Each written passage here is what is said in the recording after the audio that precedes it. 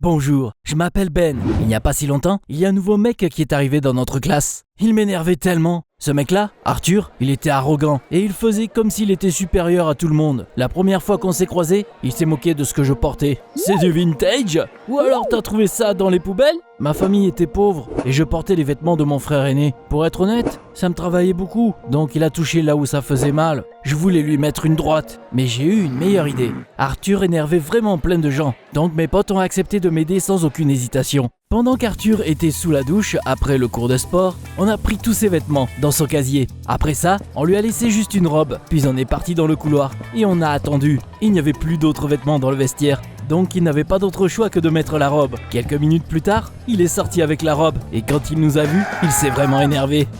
On a éclaté de rire, puis on a couru dans le couloir, tenant ses vêtements juste hors de portée. Il nous a coursé dans le couloir. J'ai tout filmé sur mon téléphone et j'ai envoyé la vidéo au chat de groupe de l'école. Tout le monde s'est moqué d'Arthur. J'étais vraiment content de moi-même, jusqu'à ce qu'on m'appelle au bureau du directeur. Un tel comportement est inacceptable. Vous aurez de gros problèmes si vous refaites encore ça. J'ai failli m'étouffer, tellement c'était injuste. C'était Arthur qui avait commencé en se moquant de moi. Mais le directeur n'en avait rien à faire de ce que je disais. Je suis parti de l'école de mauvaise humeur. Mais apparemment, la journée n'était pas finie. Sur le porche, Arthur flirtait avec Mona, ma copine. Il lui avait même donné un bouquet de fleurs. Quand est-ce qu'il a eu le temps d'aller au magasin pour acheter ça? J'ai pas pu m'empêcher de faire cette chose dont je rêvais, lui mettre une bonne droite. Et tu sais quoi? Mona l'a défendu, elle m'a repoussé, puis elle m'a traité de con. J'étais choqué. Ah, c'est comme ça, hein? Ces cadeaux stupides sont plus importants pour toi que moi? C'est pas ma faute si tu ne m'as jamais offert de cadeau. Elle a bougé son bras si vite qu'elle a laissé tomber son téléphone. Il est tombé par terre et l'écran s'est fissuré. J'ai à peine réussi à me retenir de dire quoi que ce soit. Je me suis retourné et je suis parti.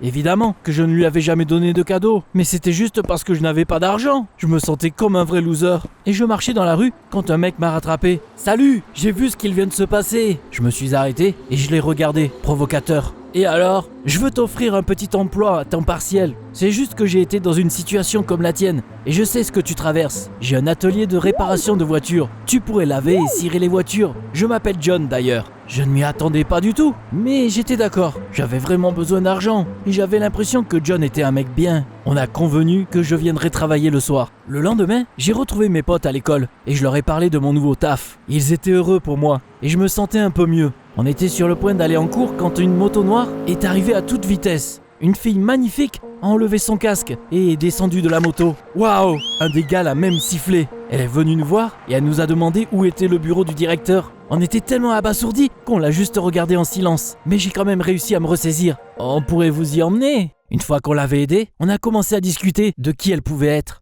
Quelqu'un de la famille du directeur? La sœur de quelqu'un? En tout cas, on ne s'attendait pas du tout à ce qu'il allait se passer en cours de sport ce jour-là. Apparemment, notre prof avait démissionné et il y avait déjà quelqu'un pour le remplacer. On avait déjà prévu de se moquer de lui, mais c'est là que cette belle fille est entrée dans le gymnase. C'était elle notre nouvelle prof? Waouh! On aurait dit une actrice d'un film d'action. Tout le monde était choqué. Il y en a qui ont tout de suite commencé à rire et à essayer de flirter avec elle. Mais une fois que le cours a commencé, plus personne ne rigolait. La prof, qui s'appelle Madame Hall, du coup, était monstrueuse. Elle nous a fait courir à fond, s'entraîner jusqu'à ce qu'on s'effondre. Et quand quelqu'un gémissait, elle leur faisait faire des exos en plus. Après le cours, on pouvait à peine se tenir debout. C'est Terminator la meuf! Mais elle est cool quand même! À partir de ce jour-là, j'ai passé toutes mes soirées à l'atelier de réparation. Le travail n'était pas trop compliqué, je me débrouillais plutôt bien et j'ai bientôt reçu mon premier salaire. J'ai regardé les billets dans mes mains et je ne pouvais pas croire que j'avais tout ça pour moi. C'était un sentiment génial et j'ai tout de suite su sur quoi je les dépenserais. Je suis allé au meilleur magasin de fleurs de la ville et j'ai acheté plein de roses blanches. C'était les fleurs préférées de Mona. J'avais trop hâte de la surprendre. Je voulais vraiment voir sa réaction, savoir qu'elle me trouverait trop cool. Donc je suis allé chez elle. C'est Mona qui a ouvert la porte et elle s'est figée. Je m'attendais à ce qu'elle soit heureuse, mais pour je ne sais quelle raison, elle avait l'air tendue. Mona, viens ici. J'ai réussi à l'allumer. J'ai reconnu la voix d'Arthur et j'ai pété un câble. J'ai poussé Mona de côté, je suis entré dans la maison et je l'ai vue dans le salon. Arthur était assis dans un fauteuil et il y avait un nouvel iPhone sur la table devant lui. À côté, il y avait une boîte cadeau avec une rose débile dessus. J'ai cru que j'allais exploser. Je me suis tout de suite souvenu que Mona avait cassé son téléphone la dernière fois. Arthur lui en avait acheté un nouveau et il m'avait encore battu. Merde! Pourquoi il avait toujours une longueur d'avance sur moi? J'ai donné les fleurs à Mona et je suis parti en claquant la porte. Au début, je n'avais pas envie de retourner à l'atelier de mon taf. À quoi bon? Je devrais laver des milliers de voitures pour gagner assez pour un nouvel iPhone. Mais c'est là que j'ai décidé de continuer à travailler quand même, pour m'acheter de nouveaux vêtements, des gadgets stylés et faire regretter Mona. Arthur a continué à m'énerver tous les jours d'après. À chaque fois que j'étais pas loin, il flirtait avec Mona et lui donnait des cadeaux. Une fois, il a même embrassé juste devant moi. Là, je n'en pouvais plus. Je l'ai attrapé par le cou et je l'ai traîné dehors. Je lui ai suggéré qu'on se batte pour Mona. J'étais prêt à commencer à lui casser la gueule quand Madame Hall est passée et nous a arrêtés. Elle donnait cours à d'autres classes et elle a vu qu'on était sur le point de se battre. Vous allez tous les deux courir 5 tours autour de la salle de gym, puis faire 50 pompes. Peut-être que le sport vous aidera à vous calmer. Hop hop, et que ça saute. J'ai commencé à contre-cœur, puis j'ai vu qu'Arthur était resté assis sur un banc. Je ne vais rien faire, on n'est pas en cours de sport là. Je pensais que Madame Hall le forcerait, mais elle a juste grimacé et l'a laissé tranquille. J'étais tellement énervé que j'ai couru 5 tours assez vite pour établir un nouveau record. Pourquoi il s'en sortait avec tout ce con ? Un jour, toute notre classe a décidé d'aller au cinéma. Pendant le film, j'ai vu Madame Hall. Elle était assise à l'arrière et j'avais l'impression qu'elle ne voulait pas se faire remarquer. Je me demandais si c'était juste une coïncidence ou si elle gardait un œil sur nous. Mais ça aurait été bizarre. C'est pas comme si on était des gamins, quoi. Après la fin du film, on est sortis et on a essayé de décider dans quel café aller. Puis d'un coup, Mona a commencé à regarder autour d'elle, anxieuse. Quelqu'un a vu Arthur ? Il a disparu, d'un coup. Ça m'a remonté le moral. Peut-être qu'il a trouvé quelqu'un de mieux pour lui tenir compagnie. Mona a boudé et elle ne m'a plus parlé. En marchant jusqu'au café, mes lacets se sont défaits et je me suis baissé pour les refaire. C'est là que j'ai remarqué une moto que j'avais déjà vue. C'était Madame Hall et j'aurais juré qu'Arthur était assis derrière elle. Mais qu'est-ce qu'ils faisaient ensemble là ? C'était vraiment chelou tout ça. Le lendemain, Arthur n'est pas venu en cours et Madame Hall était de mauvaise humeur. Elle était encore plus stricte que d'habitude pendant notre cours de sport. J'étais tellement épuisé que j'ai même appelé John pour lui demander de me donner un jour de congé. À la maison, ma mère a cuisiné mon plat préféré, des spaghettis. J'étais assis dans la cuisine à attendre que le dîner soit prêt, quand j'ai vu les dernières infos à la télévision. Il parlait d'un gars qui avait été kidnappé dans une ville voisine. Maman a tout de suite eu peur et elle a failli brûler la sauce. Ben, ne reste pas tard en ville, d'accord ? Rentre ici tout de suite après les cours. J'ai roulé des yeux. Maman avait toujours eu peur pour rien. Quand je suis arrivé en cours le lendemain, j'ai vu Arthur. Il parlait à Madame Hall et il lui a donné une grosse boîte de chocolat. C'était quoi tout ça ? Depuis quand ils donnent des cadeaux aux profs ? Je me suis tout de suite souvenu de quand je les ai vus faire de la moto ensemble. Ils sortaient ensemble ? Non, c'était impossible ça quand même. Enfin, j'espère. J'ai commencé à les surveiller de près et j'ai remarqué que Madame Hall était différente avec Arthur qu'avec les autres. Avec lui, elle était amicale et même gentille. Sérieusement ? J'ai décidé d'en parler à Mona, mais elle s'est énervée en disant que j'inventais tout. T'es juste jaloux d'Arthur, donc tu te mets plein d'idées en tête. Je me suis rendu compte que c'était inutile de lui faire comprendre quoi que ce soit, et je suis parti voir le directeur. C'était quand même la personne qui était censée s'occuper de ce genre de truc, mais il n'a pas voulu m'écouter. Je vous ai dit de ne plus déranger le nouveau, laissez-le tranquille. J'étais furieux. Qu'est-ce qu'Arthur avait d'aussi spécial ? Pourquoi tout lui réussissait ? D'abord Mona, maintenant Mademoiselle Hall, même mes potes, après qu'il leur ait acheté des billets pour un match de foot. Évidemment, c'est facile d'être aimé quand ta famille a plein d'argent. J'étais contrarié et énervé. Après les cours, j'ai entendu une conversation qui m'a fait me sentir encore pire. Je veux vraiment aller à ce concert. Tu vas nous acheter des billets, hein ? Je n'aurai pas de mal à avoir les billets, t'inquiète. Mais j'ai des problèmes à la maison et je n'ai plus le droit d'aller nulle part. S'il te plaît, trouve une excuse. Elle a réussi à convaincre Arthur. Et ils sont allés au concert. Je savais à quel point Mona aimait ce groupe. Mais les billets pour leur concert étaient vraiment trop chers pour moi. Quand je suis arrivé à l'atelier de réparation, j'avais du mal à me concentrer sur le travail. À un moment, j'ai juste abandonné. Je me suis assis à côté d'une BMW bien chère et j'ai sorti mon téléphone pour passer le temps. C'est là que John est venu me voir. Il a vu que je me sentais pas bien et il m'a demandé ce qui n'allait pas. Au début, j'ai hésité, puis je lui ai tout raconté. Je pense que je pourrais t'aider. Regarde, cette BMW, elle est à moi. On pourrait aller au concert avec ma voiture pour que Mona et Arthur te voient. Je me suis dit, pourquoi pas ? Comme ça, ils verraient que je conduis de belles voitures. On est arrivé sur place après le concert. On a attendu un peu, puis j'ai vu Mona et Arthur. On a fait le tour du site, puis on s'est arrêté à côté d'eux. J'ai ouvert la fenêtre et souri à ce beau couple. Vous voulez que je vous ramène ? Ils étaient tellement surpris qu'ils sont restés là, bouche bée. Arthur ne voulait pas, mais Mona a commencé à pleurnicher et a dit qu'elle en avait marre de marcher en talons. Ha ! J'avais bien compris qu'elle mentait. Je savais qu'elle voulait juste se faire conduire dans une voiture stylée. Ils sont donc rentrés. On a mis la musique à fond et on ne parlait pas. À un moment donné, j'ai compris que je ne savais pas où on allait. On a quitté le centre-ville, puis on s'est retrouvé à la périphérie de la ville. À ce moment-là,